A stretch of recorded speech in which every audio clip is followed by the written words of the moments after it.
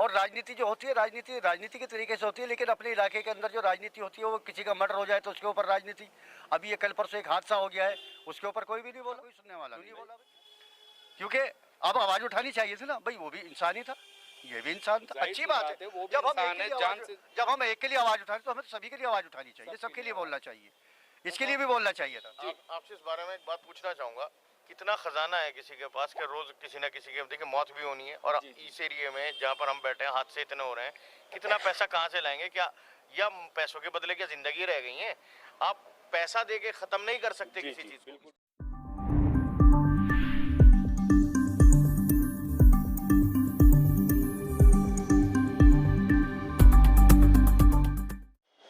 आदाब, नमस्कार, सत श्री अकाल। और मैं अहमद एक बार फिर ज़िया न्यूज़ के माध्यम से मैं आप लोगों के सामने, और मैं आज इस जगह लेकर आया हूं आपको जहां ज़मीन से जुड़ा हुआ आदमी, जो ज़मीन से वाकई आप अगर देखेंगे उसे तो ज़मीन से ही जुड़ा हुआ आदमी है। पंचर वो लगाता है, बकरियों को वो चराता है, पार्किंग में वो काम करता है, और सोशल वर्किंग सबसे आगे रहता है हर किसी की मदद करने के लिए, हर किसी के पास जाने के लिए, दुख दर्द पूछने के लिए। ऐसे आदमी को मैं आज आपके सामने पेश करूंगा यहाँ पर, और मैं दिखाऊंगा अभी आपको ऐसे आदमी के लिए जो जितने भी अल्फाज कहे जाएं वो कम हैं। और आप लोग देखिए ज़रा उस शख्स को यहाँ पर कि वो यहाँ पर हर तरीके से पंचर वो लगा रहा है, गाड़ियाँ वो धो रहा है, यहाँ पर रोड पे झाड़ू वो लगाता है, और लोगों की मदद के लिए आगे सबसे आगे खड़ा हुआ वो मिलता है यहाँ पर। उस शख्सियत का नाम है, मैं अभी आपको नाम बताऊंगा।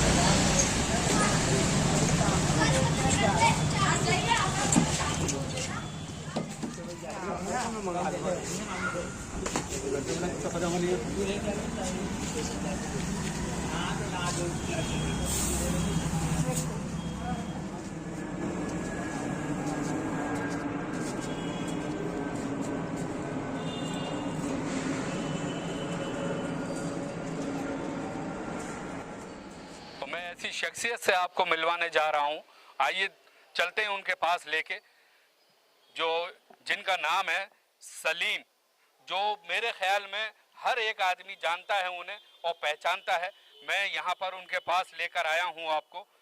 जी सलीम साहब, आपको यहाँ पर आज कैसा लग रहा है, महसूस क्या हो रहा है कि ये इलाके में जो चल रहा है और सोशल वर्किंग आप करते हैं, आपको क्या लग रहा है इलाके में? मुझे तो ये लग रहा है कि जो अब से 20 साल पहले जो इलाका था वो इलाका अब नहीं रहा। अच्छा, कैसे? जैसे कि जो पिछले 20 सालों के अंदर ऐसा माहौल था कि एक दूसरे के अंदर इतनी मोहब्बत थी, एक दूसरे का पता रहता था कभी एक दूसरे कहाँ रह रहा है, किस तरीके से मोहब्बत, प्यार मोहब्बत है। लेकिन आज की डेट में जो नई पीढ़ी आई है और आबादी जो बढ़ी है उसके हिसाब को देखते हुए अब वो चीज़ें नहीं हैं, वो चीज़ें नहीं है। अच्छा, इलाके की अगर काम को देखते हुए बात की जाए, जैसे यहाँ पे नेता हैं, अभी काउंसलर हैं शुएब दानिश, कांग्रेस के काउंसलर हैं यहाँ से, एमएलए हैं अमानतुल्लाह खां आम आदमी पार्टी से, तो काम को लेके आप क्या नज़रिया आपका रहता है यहाँ पर? देखो काम तो बाद की बात है, काम तो ये होते रहते हैं, कोई भी नेता आता है काम करता ही है, जो भी काम होता है वो करता ही है। लेकिन मेन मकसद जो नई पीढ़ी जो आई है, जो नए युग जो आया है, इनके अंदर जो नशा जो इतना फैल चुका है, इन लोगों को तो देखना चाहिए कि ये इलाके के जिम्मेदार लोग हैं, यहाँ के विधायक भी जिम्मेदार हैं, यहाँ के काउंसलर भी जिम्मेदार लोग हैं, और ये जो है इनको बताना चाहिए, इनको यहाँ के लोगों को समझाना चाहिए, बताना चाहिए, और ये कहना चाहिए कि भी ये चीज़ें दूर होनी चाहिए अपने इलाके के अंदर, तो ये होनी भी नहीं चाहिए। अच्छा, मैं आपसे एक चीज़ और पूछूंगा और फिर लौट कर आऊँगा आपके पास कि आप इलेक्शन में हमेशा समाजवादी पार्टी से खड़े होते आए हैं, अब की बार ये इलेक्शन होने जा रहे हैं, तो अब की बार आपका इरादा क्या बनता है माहौल को देखते हुए? देखो, अगर पार्टी अगर लड़ाएगी तो इंशाल्लाह जरूर लड़ेंगे। जरूर लड़ेंगे? यानी पार्टी को आप छोड़ेंगे नहीं, लड़ेंगे जरूर? जी, अगर पार्टी लड़ाएगी तो जरूर लड़ेंगे। पार्टी लड़ाएगी तो लड़ेंगे जरूर। मैं अभी और तारिक भाई के पास लेके चलता हूँ। इधर ये तारिक भाई हैं यहाँ पर। तारिक भाई, आप कैसे देखते हैं इस माहौल को, जो ये माहौल चल रहा है, और नेता भी हमारे पास हैं यहाँ पर, लेकिन नशागर्दी ज़्यादा हो रही है, ये इसके बारे में आप क्या कहेंगे? भाई हम ही लोग इसके जिम्मेदार हैं, और इलाके के जितने भी मौजूद लोग हैं इन्हें सोचना होगा और खड़े होना होगा, वरना इलाका तबाह होने के कगार पे है। बाकी लोग अगर सियासी नज़रिए से देख रहे हैं कि साहब फला को बुरा कहते हैं, फला साहब फला को बुरा कहते हैं, तो उससे इलाके का कोई भला नहीं होने वाला है। अच्छा, मैं बीच में अभी नाम नहीं लूँगा, सभी जानते हैं, वो पुलिस महकमे के इंस्पेक्टर को सभी लोग जानते हैं, मैं नाम नहीं लूँगा, कि जब वो था यहाँ पे, जब वो अपनी पोस्ट पे यहाँ थे जामिया नगर थाने में, तो ये सब चीज़ें उन्होंने बंद करा दी थी, और इतनी मार धाड़ कत्ल ये 2.5 महीने के अंदर ये कई हादसे हो गए यहाँ पे। ये हादसे इस तरह से नहीं थे, क्या कहेंगे? देखिए साहब, जिस पुलिस ऑफिसर का नाम आप नहीं लेना चाह रहे हैं, उस पुलिस ऑफिसर के टाइम में लोगों ने बड़ी सुकून की नींद यहाँ सोए, और इलाका तो फिर चाहता है कि उस जैसा कोई आदमी, या वो सुनने में आया है कि वो एसीपी हो गए हैं अब, मगर उस जैसे ही इंसान की इलाके को ज़रूरत है, तो पुलिस महकमे को चाहिए कि ऐसा ही कोई इंसान यहाँ भेजा जाए जो इलाके के सुधार के लिए कुछ काम करे। जी, क्या नाम है साहब आपका? क्या नाम है सर आप? मुझे कलीम कहते हैं। कलीम साहब, मैं आपसे पूछूंगा कि आपको लगता है कि कुछ इलाके में पुलिस प्रशासन की भी ढील है या नहीं है, या टाइट है, वो अपना काम सही कर रहे हैं? देखिए, पुलिस प्रशासन की तो बात की बात है, पहले जो मेन जिम्मेदारी है घर वालों की होती है जी। घर में अगर कोई बंदा इस तरह की हरकत कर रहा है तो उस पर सख्त नज़र रखें और सख्त कार्रवाई करें। उसके बाद आता है सर बिल्डिंग वालों की बात, कि अगर बिल्डिंग में कोई भी बंदा इस तरह की हरकत कर रहा है तो मिल के उसको समझाएं, और नहीं समझ में आता है तो फिर और भी तरीके हैं, पुलिस के पास जाएं। पुलिस को सर सारा 10 लाख की आबादी, अगर सारा काम पुलिस के पास आ जाएगा तो पुलिस में नहीं समझता हूँ कितने वो रिजल्ट आएंगे। मेन क्या दखल होता है घर वालों का, कि बंदा क्या खा के आया है, कब सो रहा है, कब जाग रहा है। अगर ये पैनी निगाह अगर घर वालों की बच्चे पे रहेगी तो मजाल नहीं बच्चा बिगड़ जाए। बिल्कुल सही बात आपने कही। मैं आपसे पूछूंगा, इधर हैं, ये क्या नाम है सर आपका? सैफ। ये सैफ साहब, मैं आपसे पूछूंगा, चलिए ये क्राइम के बारे में मैंने पूछा अभी, तो मैं आपसे पूछूंगा कि ये ओखला के हालात जो हैं, जैसे ये गली गली खुदी पड़ी हैं, हर जगह पानी भरा रहता है सीवरों में, हर जगह माहौल, सड़कें टूटी हुई हैं, इसके बारे में आपके क्या नज़रिया है? देखिए, यहाँ पे माशरे का भी बिल्कुल यही हाल है जो यहाँ की सड़कों का हाल है। जैसे माशरा यहाँ से टूट चुका है कि कोई किसी को नहीं मानता, कोई बड़े छोटे की इज्जत नहीं रही, कोई शराब की या किसी भी गलत चीज़ की पाबंदी नहीं रही। ऐसे ही सड़कों का हाल है। आप जहाँ पर इस टाइम मौजूद हैं, वहीं पे एक बराबर में एक गली है जो पिछले 2.5 महीने से तकरीबन खुदी हुई है। मैंने बल्कि फेसबुक पे भी डाला था कि साहब है हमारे जो पड़ोस में रहते हैं, उनकी एक गाड़ी बाहर रहती है, किया की कंपनी की गाड़ी है। तो मैंने उसको पूछा था किया ने क्या किया कि जो बाहर खड़ी है, क्योंकि पिछले 2.5 महीने से यहाँ काम ही नहीं हुआ। सड़कों पे देखिए, कोई भी नेता हो, मैं ये नहीं कहना चाहता कि कोई आम आदमी का XYZ कोई भी है, तो काम तो कराने को कोई भी तैयार नहीं है। सबसे पहले एक फेसबुक का टाइम है, सोशल मीडिया का टाइम है, इस पे इफ्तिताह डलता है, आखिरत नहीं डलती। अब हमारी समझ में नहीं आ रहा, हालांकि जिस एरिया में हम रह रहे हैं ये मुसलमान एरिया है और यहाँ आखिरत पे ही काम होना चाहिए, लेकिन यहाँ सिर्फ इफ्तिताह पे ही काम हो रहा है। दूसरी चीज़ ये है कि जो आप कह रहे थे पुलिस के बारे में, पुलिस को तो हम ही लोग ट्रीट कराएंगे ना, जैसा हम उसके साथ रहेंगे ऐसे ही वो करेंगे। पुलिस हमारी सर्वेंट है, लेकिन उपेंद्र जी जैसे, आपने नाम नहीं लिया लेकिन मैं नाम ले दूंगा क्योंकि मैं उनका बहुत बड़ा फ़ैन हूँ। उपेंद्र जी जैसा आदमी होना चाहिए, क्योंकि हम सब भेड़ चाल चलते हैं और हमें एक चरवाहे की ज़रूरत है। चरवाहा वही सही है जिसके हाथ में डंडा हो। हमको ऐसा लग रहा है कि इस एरिया में वही, ये जो सब है ये भेड़ चाल चल रहे हैं और इनको एक चरवाहा चाहिए उपेंद्र जी जैसा ही। चरवाहा चाहिए उपेंद्र जी जैसे ही।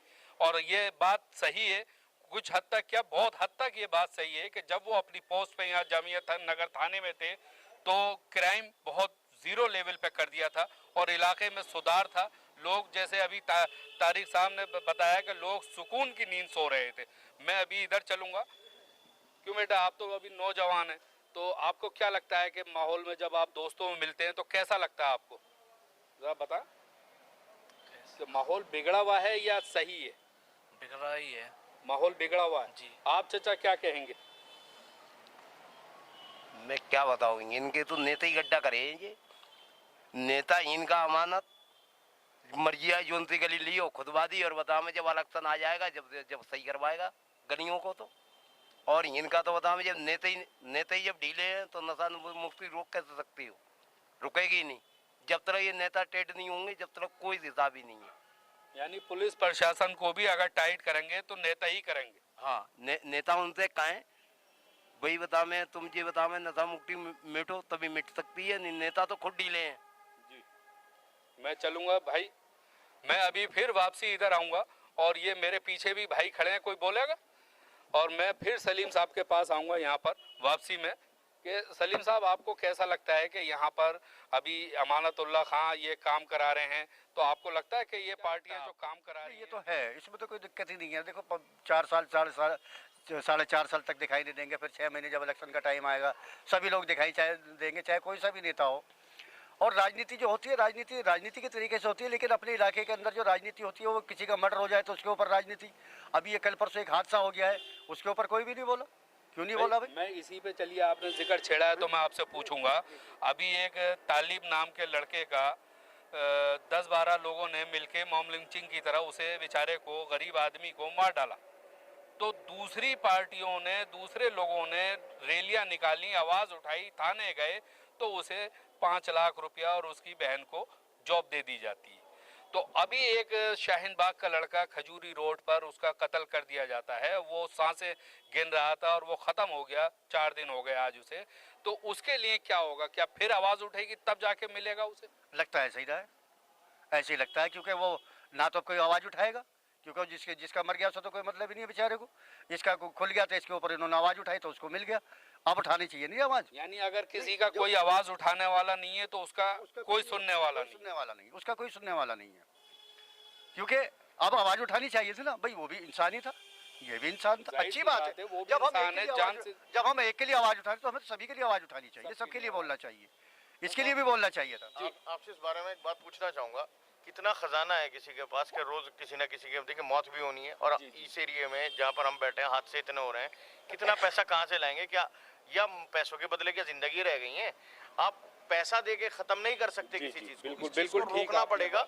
जब तक नहीं रोकेंगे तो जब तक कोई फायदा नहीं। मेन मकसद यहीं पर है। और आपको एक चीज और बता देता हूँ मैं, आप रात को 11 बजे से 11:30 बजे निकलिएगा और 12:30 तक इन गलियों में घूमिएगा। एक चीज नया ट्रेंड चला है यहाँ पे, जहाँ से मेरे हिसाब से सारे हादसे शुरू होते हैं। एक बर्थडे मनाने का शुरू हुआ है, बहुत सारे बच्चे नए लड़के खड़े होंगे, ये सारी नस्ल अंडे लेंगे, केक लेंगे, किसी गरीब को खिलाने के बदले वो एक दूसरे पे मारेंगे और वहीं से फिर गाली गलौज और लड़ाई शुरू होती है। आप मान के चलिए कि ये लड़ाई की सबसे बड़ी वजह शुरू हो रही है, क्योंकि जब पैदा होता है तो 12 बजे से बर्थडे मनाया जाता है, और मेरे हिसाब से झगड़ा और फसाद की जड़ भी वो 12 बजे ही शुरू हो रही है आजकल। इसमें 2 बातें आती हैं साहब। एक तो सबसे पहले कदम उठाना है घर वालों को, माँ बाप को, बच्चे को जाने से रोकने के लिए। अब ऐसे ही मैं आपको मिसाल दे दूं, अभी एक 12 साल का बच्चा वो ब्लॉक में, जो वो माँ बाप से बोला कि जी डीजे बजाऊंगा बर्थडे पे, और माँ बाप ने समझाया कि डीजे नहीं बजाना, और वो अपना सुसाइड कर लिया उसने।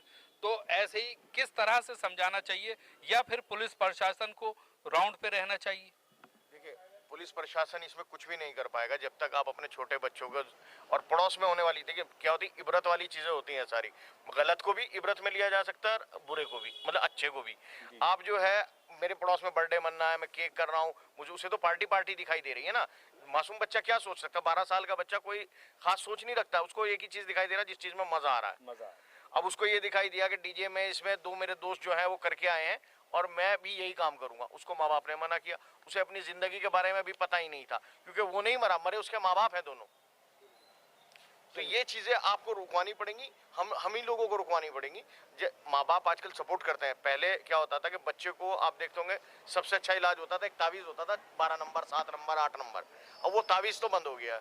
अब क्या है कि अब सिर्फ और सिर्फ उसे अच्छी सी कमीज पहनाई जाती है और तमीज में रहने के लिए बताया जाता है, लेकिन माँ बाप तमीज से रहते हैं, उसको कुछ नहीं कह रहे। ये सब चीजें चेंज करनी पड़ेंगी, अपने बच्चों को रोकना पड़ेगा आपको। सबसे पहले नई नस्ल को रोकिए तो इंशाल्लाह 2-4 साल में ये मामला सही हो जाएगा। अभी आपने बीच में एक आवाज उठाई, अभी एक बात कही थी कि ऐसे ही अगर रोजाना हादसे होते रहे तो खजाना सरकार के पास भी नहीं। और वाकई सही बात है कि हर किसी के कत्ल पे और वो सरकार जा के अगर अल्लाह ना करे कि भाई कोई 8-10 मर्डर हो, ऐसी कोई बात हो और उसको जाके खजाने फेर दिया जाए, लेकिन इसके लिए रोकथाम के लिए कोई पुलिस प्रशासन है या कुछ भी है, कदम तो उठाए जा सकते हैं। देखिए, पुलिस प्रशासन तो टाइट रहना पड़ेगा, लेकिन देखिए आप माने या ना माने, भ्रष्टाचार तो पूरी तरह फैला हुआ है। अभी भी अगर आप माने, अगर दुकानें 11 बजे के बाद खुलती हैं तो 15 रुपए रोज पे खुलती हैं। अब वो जो सुन रहा है, अगर पुलिस वाले सुनेंगे वो खुद समझ जाएंगे कि मैं क्या कहना चाह रहा हूँ। 500 रुपए को आप महीने में डिवाइड कर लिए, 15 से 17 रुपए का रोज का आता है। अब आप जब अपना ही काम पूरा नहीं कर रहे, पुलिस भी नहीं कर रही, ऐसा नहीं कि सारे, लेकिन कुछ लोग नहीं कर रहे, और फिर अगर वो करना चाहते हैं तो हम जैसे लोग उन्हें रोक भी देते हैं। बिल्कुल सही बात है। दोनों चीजें, एक तरफ से लगता है कि ज्यादती कर रहे हैं क्योंकि तस्वीर के दोनों रुख दिखाई देते हैं। अब मैं कभी कोई सा रुख देख लेता हूँ ज्यादा, कभी कोई सा रुख ज्यादा देख लेता हूँ। तो पुलिस प्रशासन को और उसके साथ साथ माँ बाप को और हमारे मोहल्ले के लोगों को, क्योंकि हर मोहल्ला है, आप मुसलमान एरिया में रहना है या तो मस्जिद वार मोहल्ला बना सकते हैं आप। ये इतनी सारी गली है, एक फ्लैट में ही आप देखेंगे, एक बिल्डिंग में ही कम से कम 30 से 40 लोग रहते हैं, आबादी बहुत है, लेकिन वही 30-40 लोगों में अगर किसी को बड़ा छोटा मान के हम अगर कोई बड़ा कुछ समझाने की कोशिश करें तो उसके माँ बाप निकल आते हैं कि तुम मेरे बच्चे को क्यों बता रहे हो। ये सब चीजें तो नहीं होना चाहिए, और सपोर्ट ना करके सबके साथ खड़े होके, अपना बच्चा हो पराया हो, समझाना चाहिए। बहुत खूब आपने बात कही। मैं रहने वाला यूपी का हूँ, कैराना का, और कभी दोपहर में बड़े हो गए थे, जब 10th 12th में आ गए थे, खेलने कहीं थोड़ी सी दूरी पे चले जाते थे, तो अगर कोई मोहल्ले का भी दिखाई देता था तो हम नीचे लेट जाते थे, छुप जाते थे, क्योंकि उसको भी उतना ही अख्ता जितना माँ बाप को, वो भी हमको उसी तरह मार सकता था। लेकिन अभी वो सब दौर खत्म हो गया। आप बिल्कुल सही बात कर रहे हैं कि हमसे अगर छोटे कोई हुआ करते थे तो सिगरेट पी रहे हैं तो वो हम अपनी जलती हुई सिगरेट जेब में डाल लिया करते थे, और आज भी डालते हैं। लेकिन आज के जितने ये 15, 16, 20 साल के लड़के हैं, वो अगर आप गुजर रहे हैं तो वो सिगरेट का धुआं और उछाल रहे हैं मुंहों पे, वो शर्म नहीं कर रहे किसी की। मैं सलीम साहब, ये आपके पास आऊँगा, कारी साहब कुछ और आप कहेंगे चलते चलते? देखिए साहब, ये जो माशरा है ये हमारा है और इसके जिम्मेदार भी हम ही हैं। हम अपने छोटों की तरबियत किस तरीके से कर रहे हैं, तो हमें खुद जागना होगा, और सियासी लोगों की तरफ ना देखकर खुद जागें। अपनी, जैसे अभी साहब भाई ने कहा कि हर बिल्डिंग के लोग आपस में जुड़ें और एक कमेटी बनाएं। इसी तरीके से जितनी भी इलाके में RWA हैं, तो पहले तो वो जाग जाए। वो खाली रजिस्टर्ड करा दिया और लेटर हेड इस्तेमाल कर रहे हैं, वो काम ना करके बल्कि इलाके के लिए काम करें, और जहां RWA नहीं है वो लोग अपनी RWA बनाएं और अपने मोहल्ले की जिम्मेदारी खुद लें। उसके बाद जब लोग जाग जाएंगे तो ये सियासी लोग भी ठीक हो जाएंगे। यानी आपका कहने का मतलब है कि थ्योरिकल ना करें, प्रैक्टिकल करके दिखाएं और प्रैक्टिकल करें। जैसे हमारे सलीम भाई झाड़ू लगाते हैं, अल्लाह करे कि सारी RWA अगर झाड़ू लगाना शुरू कर दें अपनी गलियों में, तो हमें काउंसलर की जरूरत नहीं पड़ेगी, विधायक की जरूरत नहीं पड़ेगी। हर इलाके में अगर बिल्डिंग के जिम्मेदार अपनी बिल्डिंग की जिम्मेदारी ले लें तो हमें अल्लाह करम से पुलिस की जरूरत नहीं पड़ेगी। पुलिस की जरूरत नहीं पड़ेगी। तो हम अपनी जिम्मेदारी से भाग रहे हैं, तो बड़ों को चाहिए कि वो छोटों को अच्छी तरबियत दें, उनकी देखभाल करें। जी, बहुत खूब।